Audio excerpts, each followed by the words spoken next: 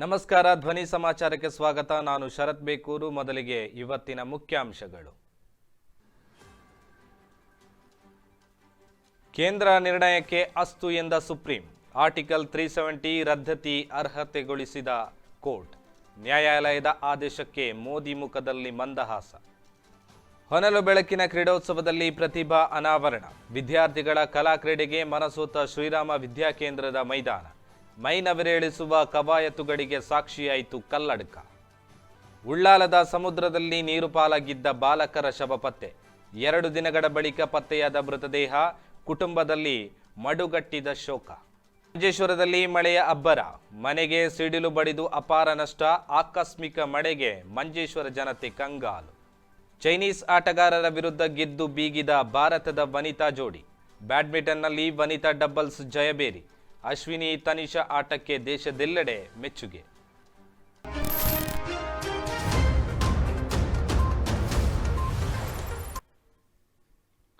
ಜಮ್ಮು ಕಾಶ್ಮೀರದ ಆರ್ಟಿಕಲ್ 370 ರದ್ದತಿ ವಿಚಾರವಾಗಿ ಸುಪ್ರೀಂ ಕೋರ್ಟ್ ಇಂದು ಮಹತ್ವದ ತೀರ್ಪು ನೀಡಿದೆ.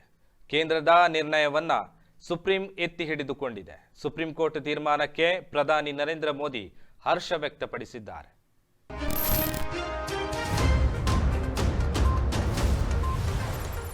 ಅಯೋಧ್ಯೆಯಲ್ಲಿ ಶ್ರೀರಾಮ ಮಂದಿರ ಲೋಕಾರ್ಪಣೆಯ ಸಂಭ್ರಮ. ಚಂದ್ರಯಾನ 3ರಲ್ಲಿ ಭಾರತದ ಸಾಧನೆ ಸೇರಿದಂತೆ 16 ಬಗೆಯ ಮೈನವಿರೇಳಿಸುವ ಕವಾಯತುಗಳಿಗೆ ಶನಿವಾರ ಸಂಜೆ ಕಲ್ಲಡ್ಕ ಶ್ರೀರಾಮ ವಿದ್ಯಾಕೇಂದ್ರದ ಮೈದಾನ ಸಾಕ್ಷಿಯಾಯಿತು. ಹೊನಲು ಬೆಳಕಿನ ಕ್ರೀಡೋತ್ಸವದಲ್ಲಿ 3500ಕ್ಕೂ ಅಧಿಕ ವಿದ್ಯಾರ್ಥಿಗಳು ತಮ್ಮ ಪ್ರತಿಭಾ ಪ್ರದರ್ಶನ ನಡೆಸಿದರು. ಒಂದನ್ನನ್ನು ಮೀರಿಸುವ ರೀತಿಯ ಸುಮಾರು 20 ಬಗೆಯ ಪ್ರದರ್ಶನಗಳು ಪ್ರೇಕ್ಷಕರನ್ನ ರೋಮಾಂಚನಗೊಳಿಸಿತು.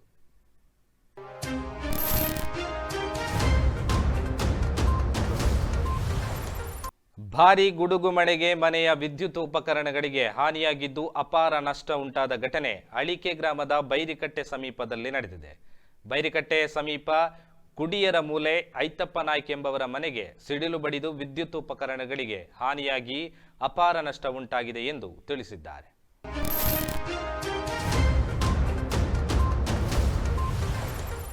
ಕೇರಳ ಮೂಲದ ಬೋಟ್ ಕಾರ್ಮಿಕ ಮತ್ತೊಬ್ಬ ಕಾರ್ಮಿಕನಿಗೆ ಇರಿದು ಹತ್ಯೆ ಮಾಡಿದ ಘಟನೆ ಪಣಂಬೂರು ಠಾಣಾ ವ್ಯಾಪ್ತಿಯ ತಣ್ಣೀರು ಬಾವಿಯಲ್ಲಿ ನಡೆದಿದೆ. ಕೊಲ್ಲಂ ಮೂಲದ ಬಿನು ಮತ್ತು ತಳಿಪ್ಪರಂಬ ನಿವಾಸಿ ಜಾನ್ಸನ್ ಬಿನೋಯ್ ತಣ್ಣೀರು ಬಾವಿಯಲ್ಲಿ ಬೋಟ್ ರಿಪೇರಿ ಕೆಲಸದಲ್ಲಿ ತೊಡಗಿದ್ದರು. ಇಬ್ಬರು ಸ್ಥಳೀಯವಾಗಿ ಪ್ರತ್ಯೇಕವಾಗಿ ವಾಸವಿದ್ದರು. ಶನಿವಾರ ಸಂಜೆ ಕುಡಿದ ಮತ್ತಿನಲ್ಲಿ ಇಬ್ಬರು ಕೂಡ ಜಗಳವಾಡಿಕೊಂಡಿದ್ದಾರೆ. ಆದರೆ ಆ ಬಳಿಕ ರಾತ್ರಿ ವೇಳೆಗೆ ಬಿನೋಯ್ ತನ್ನ ರೂಮಿನಲ್ಲಿ ಮಲಗಿದ್ದಾಗ ಜಾನ್ಸನ್ ಕುಡಿದ ಮತ್ತಿನಲ್ಲಿ ಬಿನೋಯ್ ಮೇಲೆ ಇರಿದು ಪರಿಣಾಮ ಬಿನೋಯ್ ರಕ್ತಸ್ರಾವದಿಂದ ಮೃತಪಟ್ಟಿದ್ದಾರೆ. ಬಿನೋಯ್ ಸಾವನ್ನಪ್ಪಿದ್ದಾನೆ.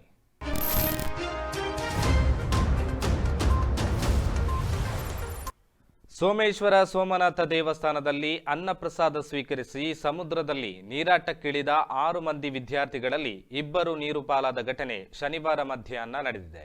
ಸೋಮೇಶ್ವರದ ಪರಿಜ್ಞಾನ ಕಾಲೇಜಿನ ದ್ವಿತೀಯ PUC ಕಾಮರ್ಸ್ ವಿಭಾಗದ ವಿದ್ಯಾರ್ಥಿಗಳಾದ ಮಂಜೇಶ್ವರ ಕುಂಜತ್ತೂರು ಅಡ್ಕ ನಿವಾಸಿ ಯಶ್ವಿತ್ ಮತ್ತು ಕುಂಜತ್ತೂರು ಮಜಲು ನಿವಾಸಿ ಯುವರಾಜ್ ಸಮುದ್ರ ಪಾಲಾಗಿದ್ದಾರೆ.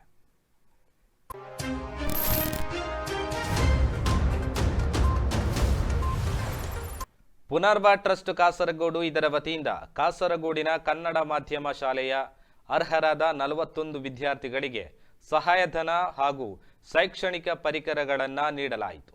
ನೀರ್ಚಾಲು ಶಾಲೆಯಲ್ಲಿ ನಡೆದ ಈ ಕಾರ್ಯಕ್ರಮವನ್ನು ಶಾಸಕ ಎನ್.ಎ. ನೆಲ್ಲಿಕುನ್ ಉದ್ಘಾಟಿಸಿದರು. ಹನಿಧ್ವನಿ ಪುಸ್ತಕ ಬಿಡುಗಡೆ ಮತ್ತು ಅಭಿನಂದನೆ ಕಾರ್ಯಕ್ರಮ ನಡೆಯಿತು.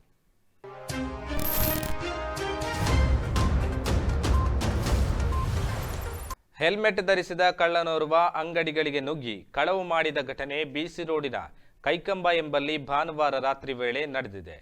ಬಿಸಿ ರೋಡಿನ ಕೈಕಂಬದಲ್ಲಿ ಒಟ್ಟು 12 ಅಂಗಡಿಗಳಿಗೆ ಕಳ್ಳನೋರ್ವ ನುಗ್ಗಿ ಜಾಲಾಡಿದ್ದು, ಇದರಲ್ಲಿ 3 ಅಂಗಡಿಗಳಿಂದ ಸುಮಾರು 61,000 ರೂಪಾಯಿ ಕಳವು ಮಾಡಿದ್ದಾನೆ.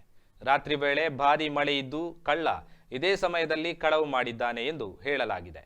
ಬೈಕಿನಲ್ಲಿ ಬಂದ ಕಳ್ಳ ಹೆಲ್ಮೆಟ್ ಧರಿಸಿಯೇ ಅಂಗಡಿಗಳಿಗೆ ನುಗ್ಗಿರುವ ದೃಶ್ಯ CCTVಯಲ್ಲಿ ಸೆರೆಯಾಗಿದೆ. ಈ ಬಗ್ಗೆ ಬಂಟ್ವಾಳ ನಗರ ಠಾಣೆಯಲ್ಲಿ ಪ್ರಕರಣ ದಾಖಲಾಗಿದೆ.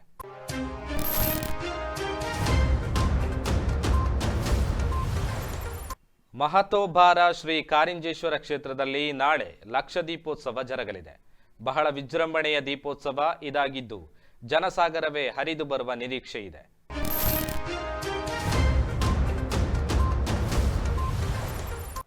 ಶ್ರೀ ಅಯ್ಯಪ್ಪ ಸೇವಾ ಮಾತೃ ಸಮಿತಿ ವತಿಯಿಂದ ಹೊಸಂಗಡಿಯಲ್ಲಿ ಕುಣಿತ ಭಜನೆ ನಡೆಯುತ್ತಿದ್ದು, ಶ್ರೀ ಅಯ್ಯಪ್ಪ ಕುಣಿತ ಭಜನಾ ತಂಡದ ಮಕ್ಕಳಿಗೆ ಉಚಿತವಾಗಿ ಸಮವಸ್ತ್ರವನ್ನು ವಿತರಿಸಲಾಯಿತು. ಪ್ರೇರಣಾ ಸಭಾಂಗಣದಲ್ಲಿ ನಡೆದ ಸರಳ ಸಮಾರಂಭದಲ್ಲಿ ಶ್ರೀ ಅಯ್ಯಪ್ಪ ಕ್ಷೇತ್ರದ ಅಧ್ಯಕ್ಷರಾದ ಶ್ರೀ ಪದ್ಮನಾಭ ಕಡಪುರ ಉದ್ಘಾಟಿಸಿದರು. ಸಮಾರಂಭದ ಅಧ್ಯಕ್ಷತೆಯನ್ನ ಸಮಿತಿ ಅಧ್ಯಕ್ಷೆಯಾದ ರಜನಿ ಶ್ರೀಧರ್ ವಹಿಸಿದ್ದರು. ಕ್ಷೇತ್ರದ ಕೋಶಾಧಿಕಾರಿಗಳಾದ ರಮೇಶ್ ಕಟ್ಟೆಬಜಾರ್, ಪದಾಧಿಕಾರಿಗಳಾದ ಜಯರಾಮ್ ಎಂಎಸ್, ನವೀನ್ ರಾಜ್ ಕೆಜೆ ಹಾಗೂ ಮಾತೃ ಸಮಿತಿ ಪದಾಧಿಕಾರಿಗಳು ಉಪಸ್ಥಿತರಿದ್ದರು. ಕುಣಿತ ಭಜನಾ ತಂಡದ ಮಕ್ಕಳಿಗೆ ಸಮವಸ್ತ್ರವನ್ನ ಕೊಡುಗೆಯಾಗಿ ಗಣೇಶೋತ್ಸವ ಸಮಿತಿ ಅಧ್ಯಕ್ಷರಾದ ನ್ಯಾಯವಾದಿ ನವೀನ್ ರಾಜ್ ಕೆಜೆ ಹಾಗೂ ಜಯರಾಜ್ ಎಂಎಸ್ ಅಂಗಡಿ ಪದವು ಅವರಿಗೆ ಮಾತೃ ಸಮಿತಿ ವತಿಯಿಂದ ತುಂಬು ಹೃದಯದ ಧನ್ಯವಾದವನ್ನು ಸಮರ್ಪಿಸಿದರು.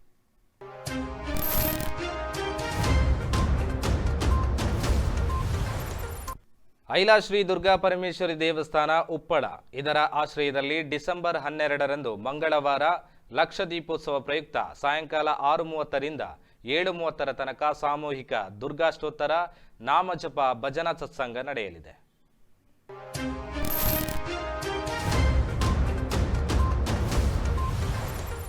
ಶ್ರೀ ಅಯ್ಯಪ್ಪ ಭಜನಾ ಮಂದಿರ ಬಾಳಿಯೂರು ಮಿಯಪದವು ಇದರ ವಾರ್ಷಿಕ ಮಹೋತ್ಸವ ಮತ್ತು 11ನೇ ವರ್ಷದ ಏಕಹ ಭಜನೆ ಮತ್ತು 34ನೇ ವರ್ಷದ ಸಾರ್ವಜನಿಕ ಶ್ರೀ ಸತ್ಯನಾರಾಯಣ ಪೂಜೆಯು 9/12/2023 ಶನಿವಾರ ಮತ್ತು ಭಾನುವಾರದವರೆಗೆ ದಡ್ಡಂಗಡಿ ವೇದಮೂರ್ತಿ ಬಾಲಕೃಷ್ಣ ಭಟ್ ಇವರ ಪೌರೋಹಿತ್ಯದಲ್ಲಿ ಕೊಂಡೆವೂರು ಶ್ರೀ ಯೋಗಾನಂದ ಸರಸ್ವತಿ ಸ್ವಾಮೀಜಿಯವರ ಆಶೀರ್ವಾದದೊಂದಿಗೆ ಯಕ್ಷಗಾನ ಬಯಲಾಟ ಹಾಗೂ ಧಾರ್ಮಿಕ ಸಾಂಸ್ಕೃತಿಕ ಕಾರ್ಯಕ್ರಮಗಳೊಂದಿಗೆ ಬಹಳ ವಿಜೃಂಭಣೆಯಿಂದ ನಡೆಯಿತು.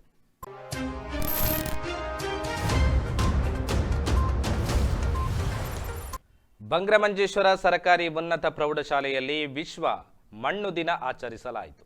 ಇದರಂಗವಾಗಿ ಹೈಸ್ಕೂಲ್ ವಿಭಾಗದ ಮಕ್ಕಳಿಗಾಗಿ ಮಣ್ಣು ಪರೀಕ್ಷೆ ಮತ್ತು ಜಾಗೃತಿ ಶಿಬಿರವನ್ನು ಆಯೋಜಿಸಲಾಗಿತ್ತು. ಕಾಸರಗೋಡು ಮಣ್ಣು ಪರೀಕ್ಷಣಾ ಲ್ಯಾಬಿನ ಸಹಾಯಕ ನಿರ್ದೇಶಕಿ ರೇಷ್ಮಾ ಶಿಬಿರ ಉದ್ಘಾಟಿಸಿ ಮಣ್ಣಿನ ಸಂರಕ್ಷಣೆಯ ಬಗ್ಗೆ ಮಾಹಿತಿ ನೀಡಿದರು. ಶಾಲಾ ಮುಖ್ಯ ಶಿಕ್ಷಕಿ ಸುನೀತಾ ಎ ಅಧ್ಯಕ್ಷತೆ ವಹಿಸಿದರು. ಶಾಲಾ ಕೌನ್ಸಿಲಿಂಗ್ ಸೆಲ್ನ ಕೌನ್ಸಿಲರ್ ಟಾಲ್ಸಿ, ಹಿರಿಯ ಶಿಕ್ಷಕಿ ಗಾಯತ್ರಿ, ಸ್ಟಾಫ್ ಕಾರ್ಯದರ್ಶಿ ಮೋಹನ ಯು ಉಪಸ್ಥಿತರಿದ್ದರು. ಸಮಾರಂಭದ ಬಳಿಕ ಮಂಜೇಶ್ವರ ಕೃಷಿ ಭವನದಿಂದ ನೀಡಲಾದ ಮಾವಿನ ಗಿಡವನ್ನ ನೆಡಲಾಯಿತು. ಮಂಜೇಶ್ವರ ಕೃಷಿ ಭವನದ ಅಧಿಕಾರಿ ಶ್ರೀನಾಥ್ ಸ್ವಾಗತಿಸಿ ಅಧ್ಯಾಪಕ ರಾಜೇಶ್ ಕುಮಾರ್ ನಿರೂಪಿಸಿದರು.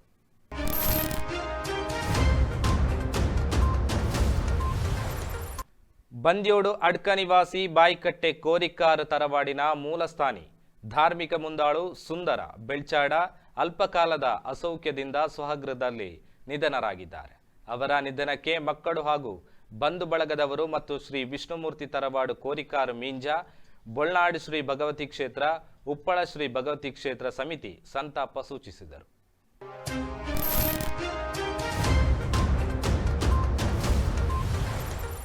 Kerala state tailors association Uppala unit ಸಮ್ಮೇಳನವು ಇಂದು ಬೆಳಗ್ಗೆ 10 ಗಂಟೆಗೆ ಕೈಕಂಬ ಪಂಚಮಿ ಹಾಲ್ನಲ್ಲಿ ನಡೆಯಿತು. ಕಾರ್ಯಕ್ರಮದಲ್ಲಿ ಯೂನಿಟ್ ಅಧ್ಯಕ್ಷತೆಯನ್ನ ದೇವದಾಸ್ ಬೊಳ್ಳಾರು ವಹಿಸಿದ್ದರು. ರಾಜ್ಯ ಸದಸ್ಯ ಮೋಹನ್ ದಾಸ್ ಕುಂಬಳೆ ಕಾರ್ಯಕ್ರಮವನ್ನು ಉದ್ಘಾಟಿಸಿದರು. ಪದಾಧಿಕಾರಿಗಳಾದ ಶೋಭಾ ಬಾಯಿಕಟ್ಟೆ, ದಯಾನಂದ, ಕುಸುಮಾವತಿ, ಕೇಶವಮಯ್ಯ ಮೊದಲಾದವರು ಕಾರ್ಯಕ್ರಮದಲ್ಲಿ ಭಾಗವಹಿಸಿದರು.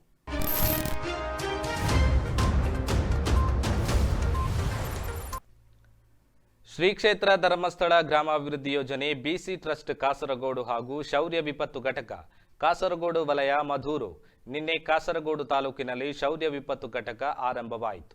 ಮಧೂರು ಶೌರ್ಯ ವಿಪತ್ತು ಘಟಕವು ಕಳೆದ 1 ವರ್ಷದಿಂದ ಹಲವಾರು ಕಡೆ ತಮ್ಮ ಶ್ರಮ ಸೇವೆಯನ್ನ ಮಾಡುತ್ತಿದ್ದಾರೆ. ಘಟಕ ಮಾಸಿಕ ಸಭೆ ನಡೆಸಿ ಕೇಕ್ ಕಟ್ ಮಾಡುವ ಮೂಲಕ ಪ್ರಥಮ ವರ್ಷಾಚರಣೆಯನ್ನ ಮಾಡಿ ಮೊಗ್ರಲ್ ಪುತ್ತೂರು ಸಮೀಪದ ಹರಿಜಾಲ್ ಶ್ರೀ ಧೂಮಾವತಿ ದೇವಸ್ಥಾನಕ್ಕೆ ಸಂಬಂಧಿಸಿದ ಫಸಲು ಭರಿತ ಭತ್ತದ ಗದ್ದೆಯನ್ನ ಕೊಯ್ಲು ಮಾಡುವ ಮೂಲಕ ವಿಶೇಷ ರೀತಿಯಲ್ಲಿ ಆಚರಿಸಲಾಯಿತು. ಈ ಸಂದರ್ಭದಲ್ಲಿ ಶ್ರೀ ಮಹಾವಿಷ್ಣು ಕ್ಷೇತ್ರದ ಅರ್ಚಕರು, ಮ್ಯಾನೇಜಿಂಗ್ ಟ್ರಸ್ಟ್ ಅಧ್ಯಕ್ಷರಾದ ಮುರಳೀಧರನ್, ಕೋಶಾಧಿಕಾರಿ ಶಿವಪ್ಪಗಟ್ಟಿ, ಸಂಕಪ್ಪಗಟ್ಟಿ, ಬಳ್ಳೂರು ಹಾಗೂ ಸಮಿತಿಯ ಸದಸ್ಯರು ಶುಭ ಹಾರೈಸಿದರು.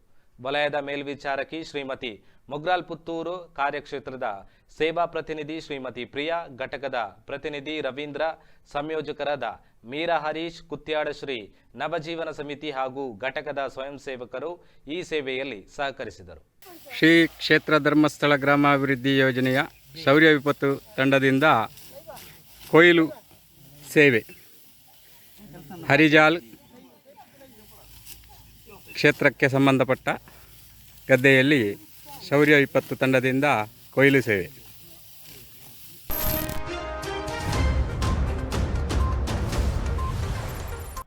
ಪ್ರತಿಷ್ಠಿತ master chef India 2023 reality show ಗೆದ್ದ ಮಂಗಳೂರಿನ ಯುವಕ. ಸಣ್ಣ ಜ್ಯೂಸ್ ಅಂಗಡಿಯಲ್ಲಿ ಕೆಲಸ ಮಾಡುವ ಮೂಲಕ ಪ್ರತಿಷ್ಠಿತ ರಿಯಾಲಿಟಿ ಶೋ ವಿಜೇತರಾಗಿದ್ದಾರೆ. ಸೋನಿ ಲೈವ್ OTT ಪ್ಲಾಟ್ಫಾರ್ಮ್ ಮುಂಬೈಯಲ್ಲಿ ಆಯೋಜಿಸಿರುವ ಮಾಸ್ಟರ್ ಶೆಫ್ ಇಂಡಿಯಾ ಸ್ಪರ್ಧೆಯಲ್ಲಿ ಮಂಗಳೂರಿನ ಯುವಕ 24ರ ಹರೆಯದ Mohammed Ashiq reality show winner ಆಗಿದ್ದಾರೆ.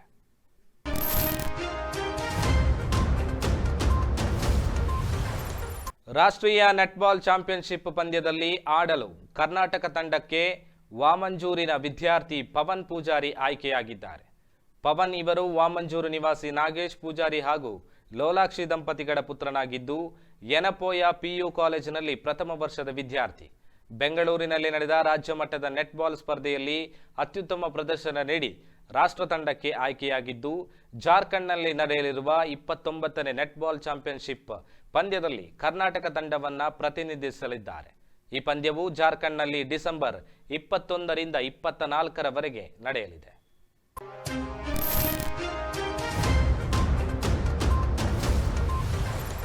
ವರ್ಕಾಡಿ ಪಂಚಾಯತ್ ಬೋಳಪದವಿನ ದೇವಕಿ ಶೆಟ್ಟಿ ಎಂಬುವರ ಮನೆಗೆ ಶನಿವಾರ ರಾತ್ರಿ ಸಿಡಿಲು ಬಡಿದು ಹಂಚು ಹಾಸಿದ ಮನೆಯ ಗೋಡೆ ಬಿರುಕು ಬಿಟ್ಟು ಮನೆ ಹಾನಿಗೊಂಡಿದೆ.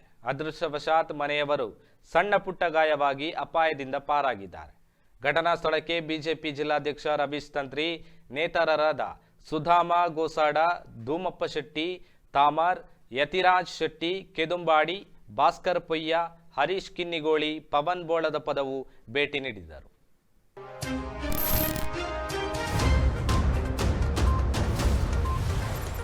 Ashwini Honnappa, Tanisha Crasto Guwahati master super 100 badminton ಪಂದ್ಯಾವಳಿಯಲ್ಲಿ ವನಿತಾ ಡಬಲ್ಸ್ ಪ್ರಶಸ್ತಿ ಜಯಗಳಿಸಿದ್ದಾರೆ. ರವಿವಾರ ಸಾಗಿದ 40 ನಿಮಿಷಗಳ ಫೈನಲ್ನಲ್ಲಿ ಭಾರತದ ಜೋಡಿ ಚೈನೀಸ್ ತೈಪೆಯ ಜೋಡಿ ವಿರುದ್ಧ 21-13, 21-19 ಅಂತರದ ಗೆಲುವು ಸಾಧಿಸಿದ್ದಾರೆ.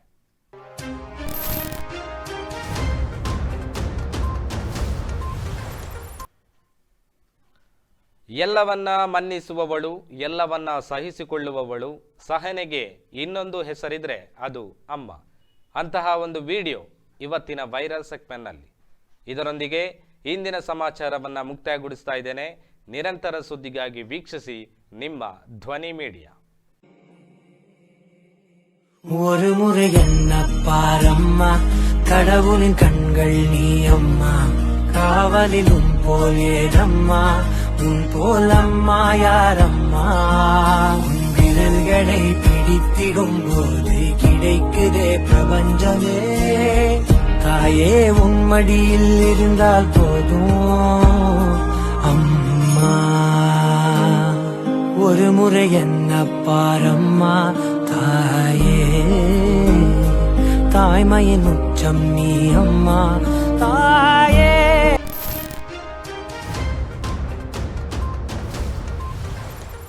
ನಿಮ್ಮ ನೆಚ್ಚಿನ ಧ್ವನಿ ಮೀಡಿಯಾ ಆಪ್ ಇದೀಗ ಗೂಗಲ್ ಪ್ಲೇಸ್ಟೋರ್ನಲ್ಲಿ ಲಭ್ಯವಿದೆ. ಗೂಗಲ್ ಪ್ಲೇಸ್ಟೋರಿಗೆ ಹೋಗಿ ಧ್ವನಿ ಮೀಡಿಯಾ ಅಂತ ಟೈಪ್ ಮಾಡಿ ಉಚಿತವಾಗಿ ಡೌನ್ಲೋಡ್ ಮಾಡಿಕೊಳ್ಳಿ. ನಿಮ್ಮ ನೆಚ್ಚಿನ ಎಲ್ಲ ಕಾರ್ಯಕ್ರಮಗಳನ್ನ ತಪ್ಪದೇ ವೀಕ್ಷಿಸಿ. ಯೂಟ್ಯೂಬ್ನಲ್ಲಿ ಧ್ವನಿ ಮೀಡಿಯಾ ಅಂತ ಟೈಪ್ ಮಾಡಿ ಸಬ್ಸ್ಕ್ರೈಬ್ ಮಾಡಿಕೊಳ್ಳಿ. ಧ್ವನಿ ಮೀಡಿಯಾವನ್ನ ಫೇಸ್ಬುಕ್, ಇನ್ಸ್ಟಾಗ್ರಾಮ್ ಹಾಗೂ ಟ್ವಿಟರ್ಗಳಲ್ಲೂ ವೀಕ್ಷಿಸಬಹುದಾಗಿದೆ. ಧ್ವನಿ ಮೀಡಿಯಾ, ನಿಮ್ಮ ಧ್ವನಿಗೆ ನಮ್ಮ ಧ್ವನಿ.